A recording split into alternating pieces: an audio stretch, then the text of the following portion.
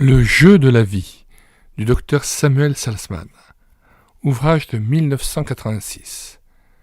Les progrès de la recherche biomédicale sont inouïs. La réalité est en train de rejoindre et même de dépasser la fiction. Des scénarios bien moins futuristes qu'il n'y paraît peuvent être envisagés, car notre société est en passe de décider d'avoir, quand elle veut, les enfants qu'elle veut. Un embryon de quelques heures peut être divisé sans dommage en un certain nombre d'entités génétiques semblables.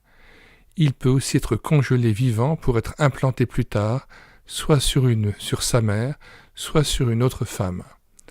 Comme avec un catalogue par correspondance, les parents pourraient commander leur bébé sur mesure, étant entendu que toute anomalie éventuelle serait « réparée » entre guillemets par des manipulations sur les gènes.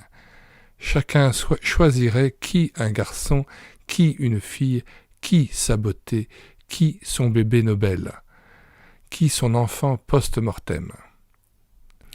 À plus long terme, une mère pourrait décider de ne pas porter l'enfant pendant les 9 mois fatidiques, mais de le voir grossir en bocal. Et puis l'idée de fabriquer bientôt des enfants à notre image, entre guillemets, grâce au clonage, trotte dans l'esprit de plus d'un chercheur. La femme va-t-elle être réduite à un terrain de culture, entre guillemets? Les enfants ne seront-ils plus que des prothèses de reproduction, entre guillemets? Car enfin, la procréation artificielle est-elle une méthode exceptionnelle de remplacement ou bien un système parallèle? C'est à ces grands sujets d'actualité que s'intéresse le docteur Samuel Salzman dans le présent ouvrage, tout au long duquel il pose ces deux questions fondamentales. Qui est le maître de l'homme, Dieu ou l'homme? Qui est Dieu, l'homme moderne ou le Dieu de la Bible?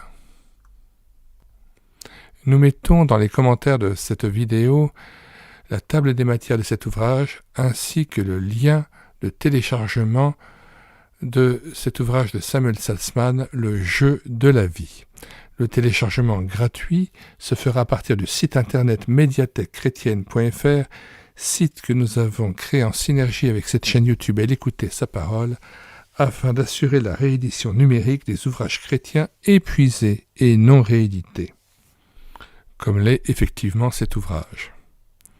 Nous invitons donc à vous rendre sur le site internet médiathèquechrétienne.fr et de regarder les dizaines d'auteurs et les centaines d'ouvrages que nous avons déjà numérisés afin de les mettre à votre disposition.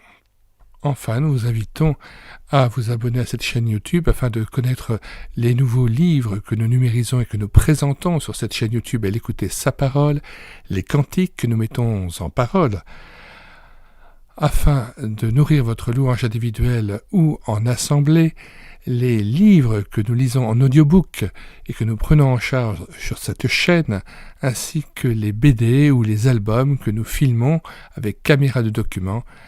Donc abonnez-vous à cette chaîne YouTube Elle écoutait sa parole. Nous vous disons au revoir et à bientôt.